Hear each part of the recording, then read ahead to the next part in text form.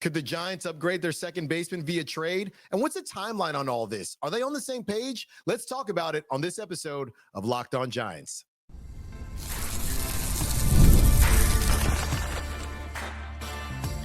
You are Locked On Giants, your daily San Francisco Giants podcast.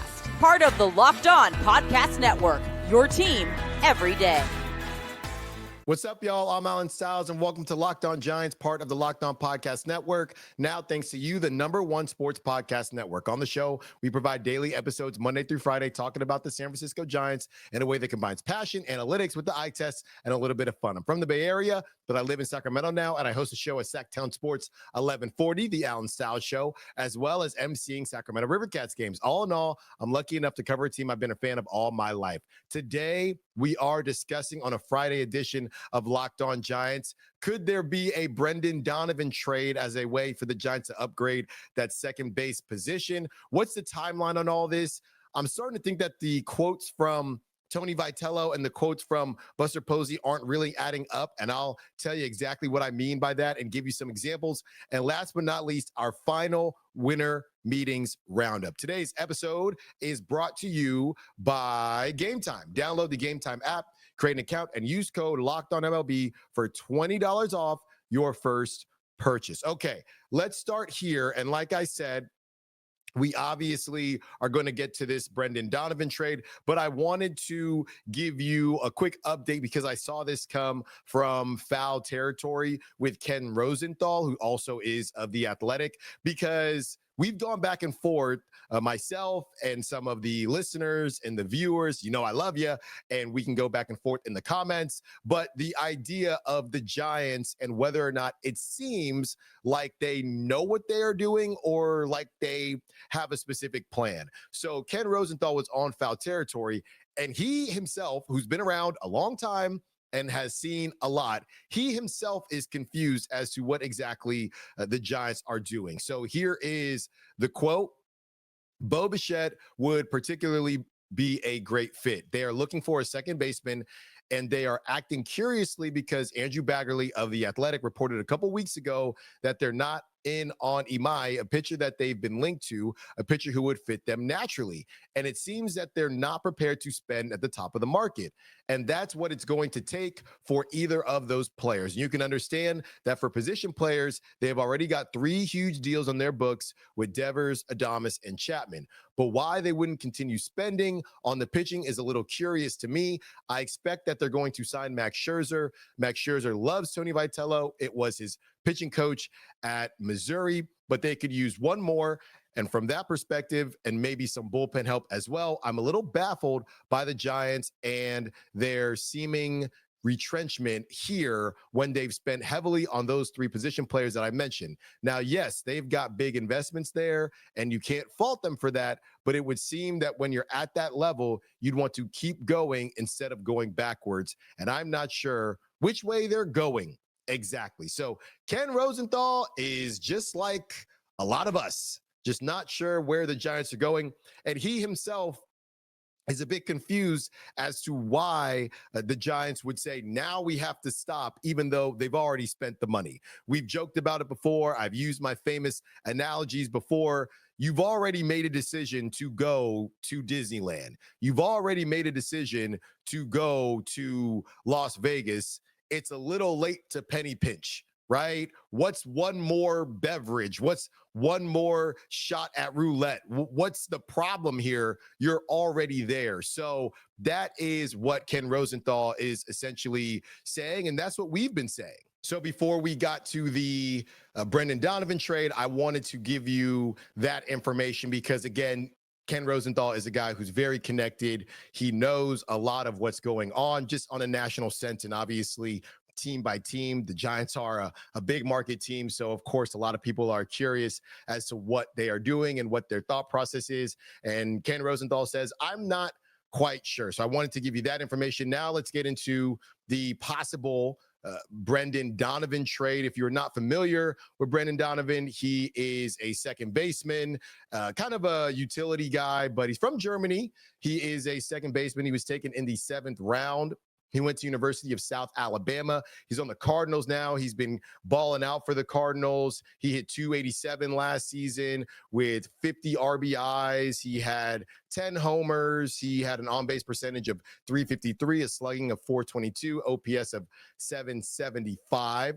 And here is the information. This is from Just Baseball, okay? So Just Baseball, obviously, they come out and they are reacting to the report, which is initially from Derek Gould. There's two O's there. So Derek Gould, lead baseball writer at the St. Louis Post-Dispatch. So he comes out and he says, add the San Francisco Giants to the list of Mariners, Royals, and others per sources who have been consistent in expressing interest in Brenden Donovan. More on his, and then he has a piece on it, more on how and why the Cardinals are setting a deliberate pace. So yeah, the Just Baseball crew is talking about how the Giants are wrapping up, and they actually had Buster Olney on their show.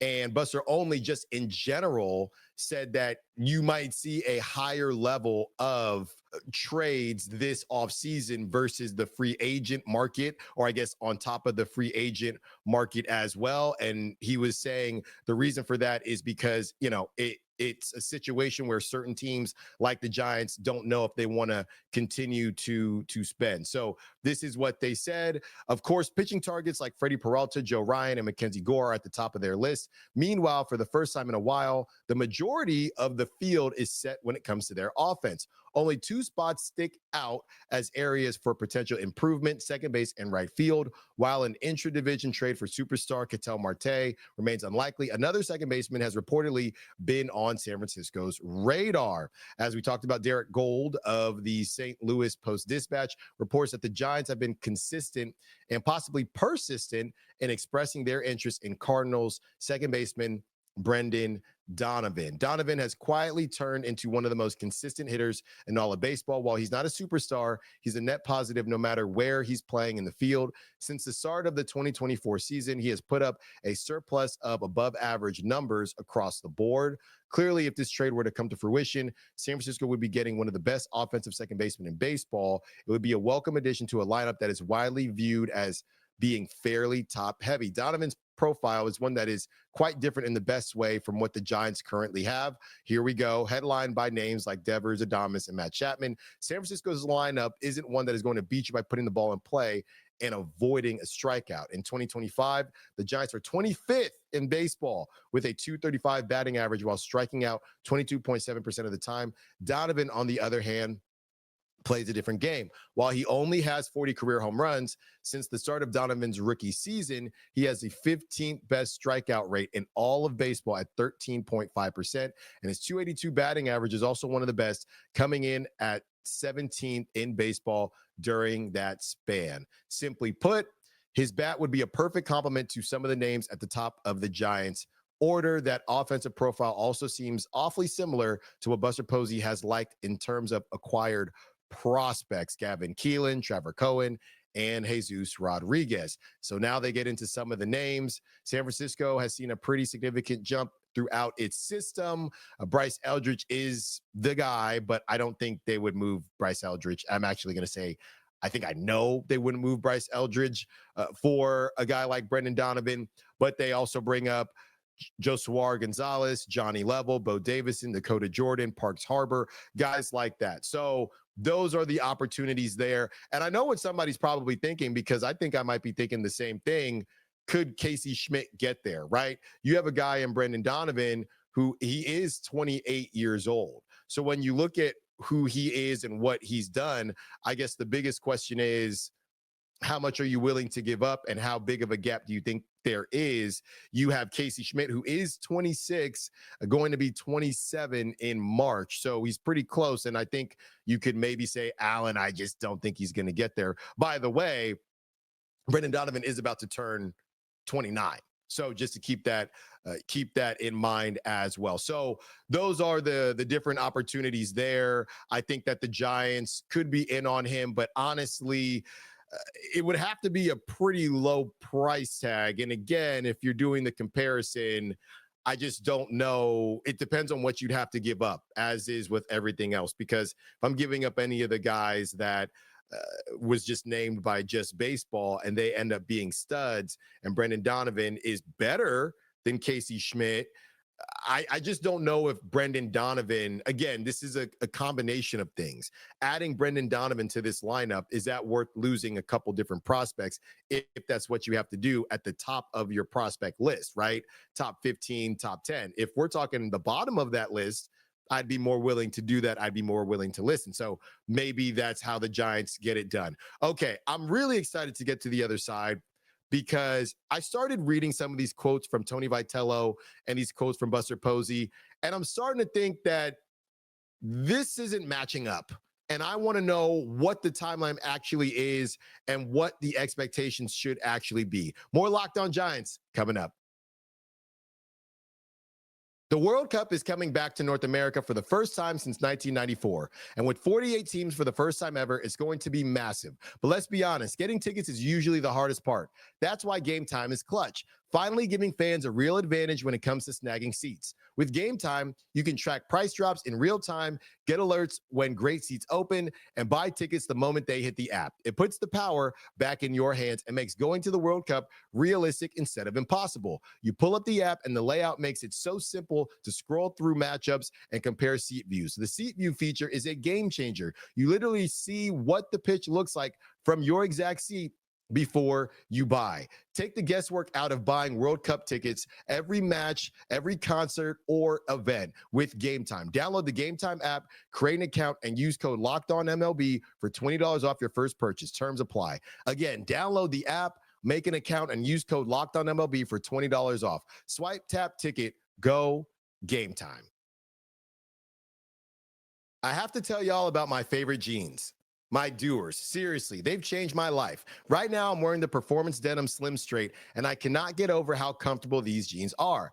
I've been reaching for my Doers for everything, running errands, grabbing dinner with friends, even heading to the ballpark because they look great and feel even better. Here's the thing. Doer jeans have 5x the stretch of traditional denim, so you can actually move in them. They're also antibacterial, which means they stay fresh longer, wear more, wash less. And they're made with CoolMax technology that helps regulate body temperature and wick moisture, so you stay cool and comfortable as the day changes. Honestly, they feel as stretchy as my favorite joggers, but look like I'm dressed to go out on the town. Doer is all about combining classic jeanswear style with athletic level comfort and performance. It's the best of both worlds. They actually pioneered the original performance denim, blending technical innovation with everyday clothing that looks sharp and feels incredible. Simply put, Doer makes the world's most comfortable pants without sacrificing style. Once you try them, they'll be your go-to pair. Trust me. And if you're in San Francisco, check out Doer's store at 567 Hayes Street.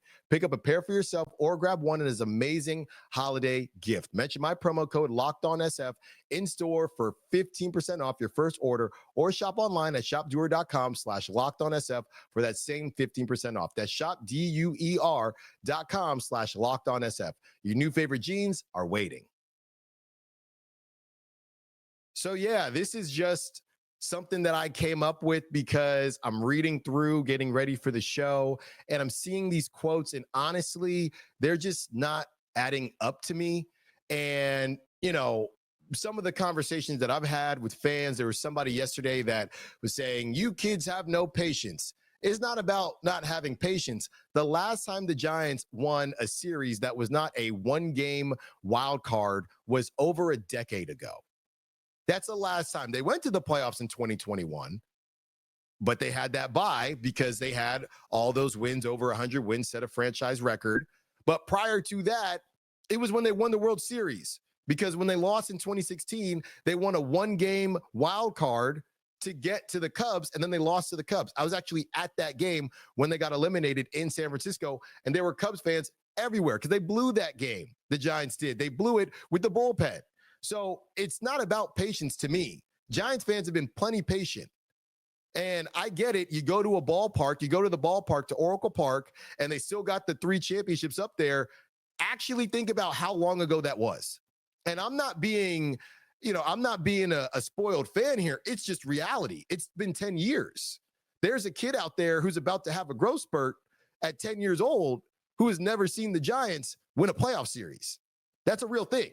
So we can talk about patience, but some fans are going to say, we've been patient long enough. A decade's a long time.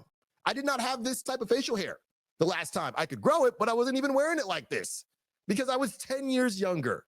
Okay? So patience, come on now. All right. So let me start with the Tony Vitello stuff as we do discuss patience. So Tony Vitello is saying these things, right? And he's giving all these kind of generic low expectations, okay? I think I want to do a good job. That's always been my criteria. I think I formulated it over the years, especially following my dad's teams. With all due respect to him, I don't think he could even affect what my opinion is of a good job. So that's kind of what I'm holding myself to. I think if I'm doing that, I'm helping some form or fashion, but the players are the ones out there on the field. There's a whole group of people who are going to be working to make this organization a winning one. Then he goes on to say, whether you want to call it making the playoffs or having success there or coming close or having a better record than last year, I've never been a part of a big league season, so we'll see. I'm just trying to figure out what's going on here at both hotels we're occupying. Okay, let me stop there. Then let's go to Buster Posey. All right, and Buster Posey is saying, I think everybody would tell you that you wish you could sign and trade for every player you want, but the reality is that's just not going to happen. I had to be patient as a player when I was 0-15. I wanted to try and find a way to get some sleep at night. It's part of it, and we'll keep going and see what we can do to try to improve the team that we feel is in a really good spot. And then he goes on, we really feel like we're right there. We're right there to getting back to where we all want to go and know that the Giants belong, which is a World Series.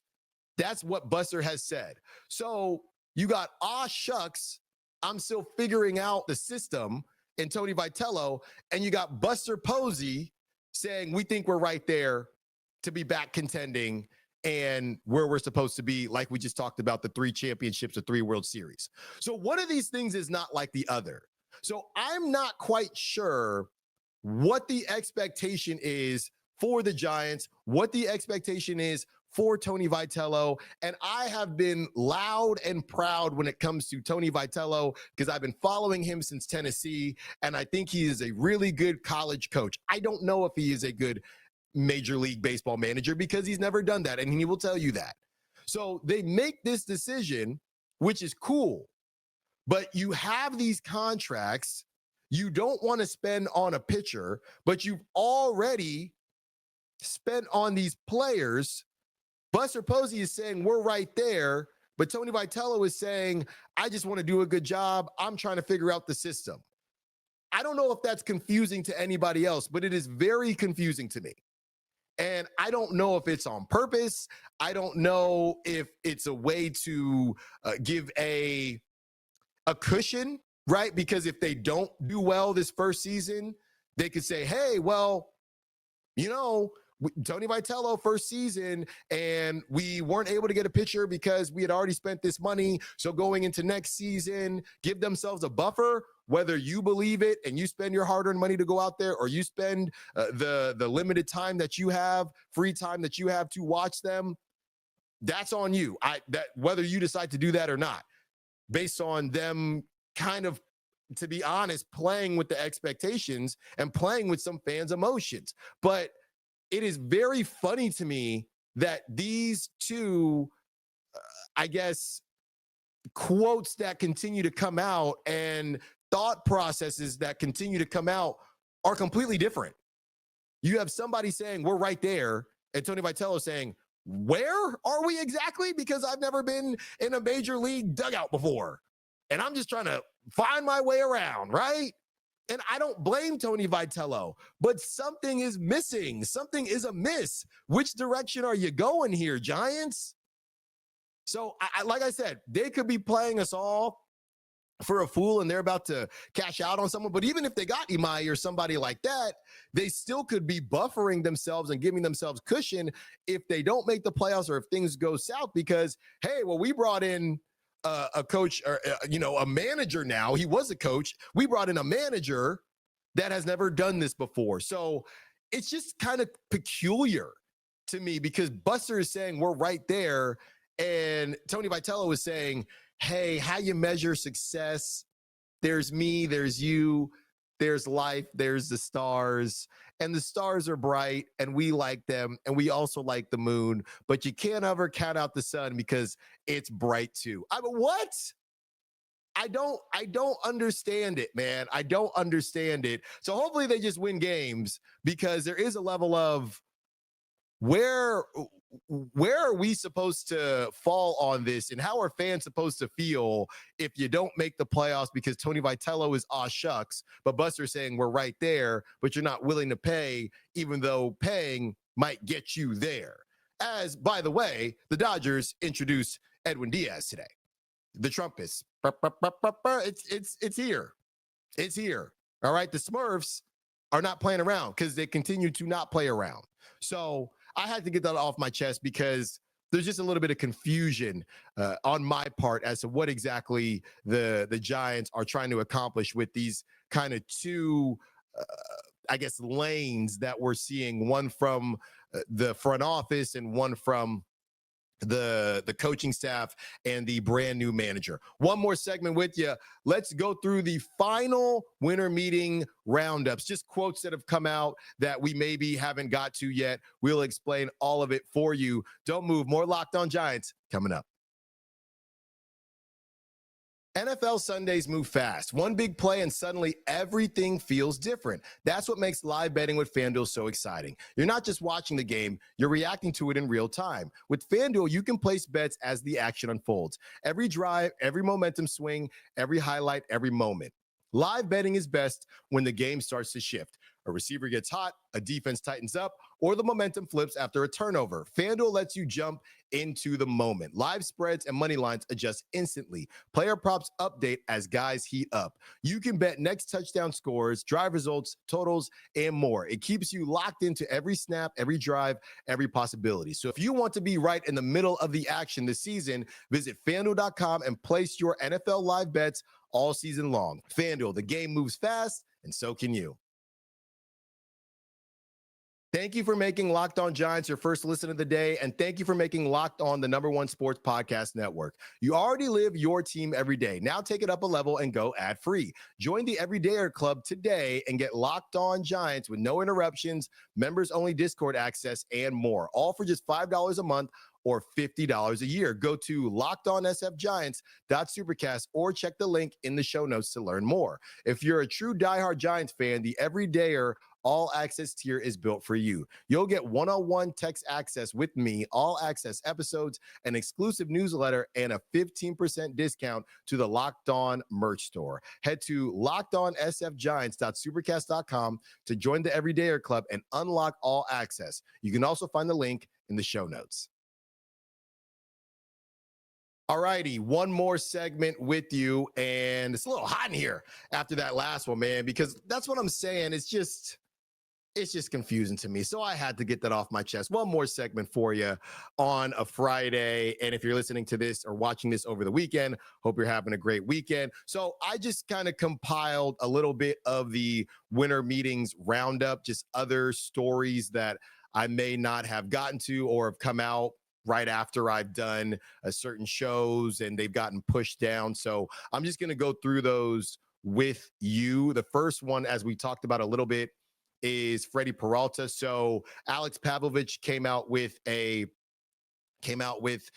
article. It actually was a combination of different people, from Vince Lantz. Okay. He also is of NBC Sports Bay Area. So they were going through different things that have come up. This is about Freddy Peralta. Freddy Peralta, who overlapped with Manassian in Milwaukee, is close friends with Adames, an obvious target is Freddy, while San Anselmo native Joe Ryan is seemingly off the market. Cupertino's Chris Bubich could still be an option. The Kansas City Royals are said to be looking for outfield help, and the Giants at least have a large and diverse group on their 40-man roster. I'm not going to say who, but y'all can read between the lines.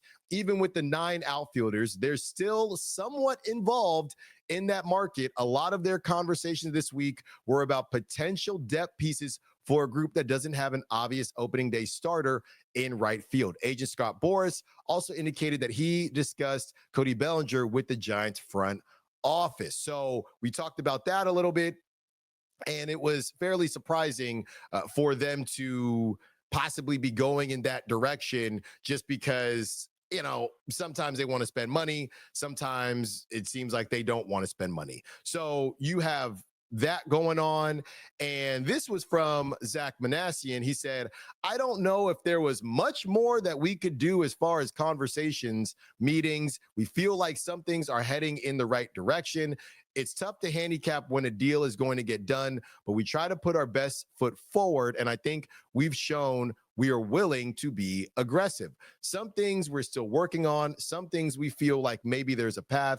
We'll see where it goes. Right now, it's still kind of anyone's guess. So there you go. And then in that same article, that's when they bring up Buster Posey, and we feel like we're in a really good spot. We feel like we're right there. I mean, right there to me seems like you should be in a playoff, especially an extended playoff, when there are multiple wild card opportunities, more than there were when the Giants won their first championship. So, you know, I think that's a big deal. And this is an opportunity for the Giants to kind of get back on the right side of things. And to be honest, it's them holding themselves to the standard, right?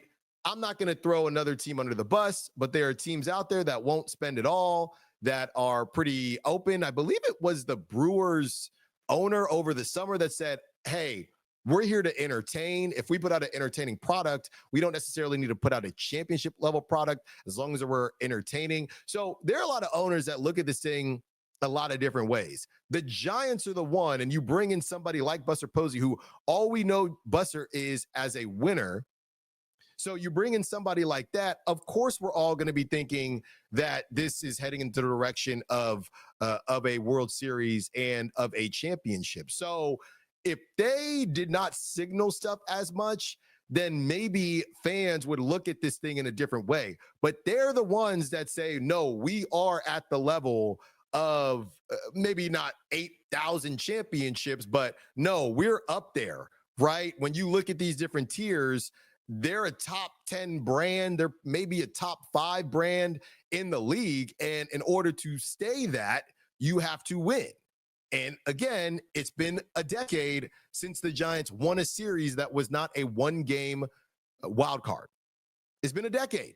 So they're the ones that are saying, no, this is what we are, right? And you put out somebody in Buster Posey, who is the perfect mouthpiece to say, no, we're about winning. Okay, so go win. And that's what we expect. We expect winners, right? I want winners. That's what we expect.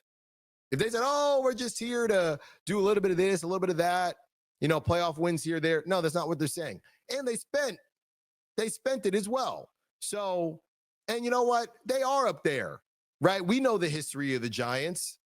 We know it. So Yankees, Red Sox, Phillies, Giants, Dodgers, we're all there, right? We're all there. Now, people would say, well, based on, you know, how things have gone and as of late, look, the Giants, when they do get to the playoffs, most of the time they're hanging banners, right? They might not have all the playoff appearances, but when they get there, they make it matter. They just haven't been there.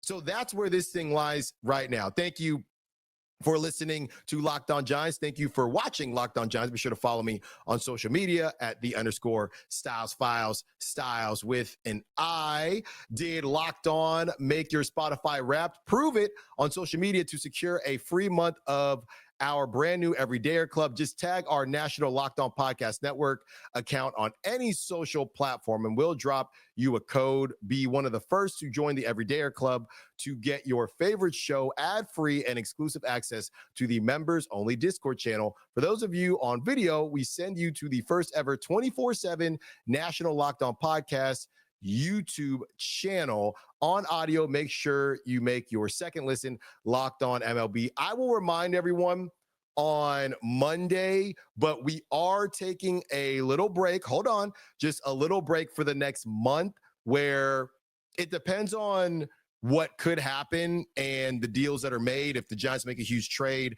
then obviously I'll put out a show. But we are going to go to 3 days a week up until I believe it's in February. We go back to every day. So we'll have a month here, a little more than a month, where we will be 3 days a week. So you'll still be getting plenty of Giants talk, but we're going to go down to 3 days a week for about a month, a little over a month. And then in February, we'll kick back up. I'll remind everybody on Monday or Tuesday when I do the show, but just want to let everybody know that. So we are Monday through Friday for what? 10 and a half months of the year, but there's just a little break right here, right after the winter meetings, where we dial it down to 2-3 a week. So just want to let you know that. Have a great weekend. We will talk to you on Monday. We'll talk to you next week. And until then, peace.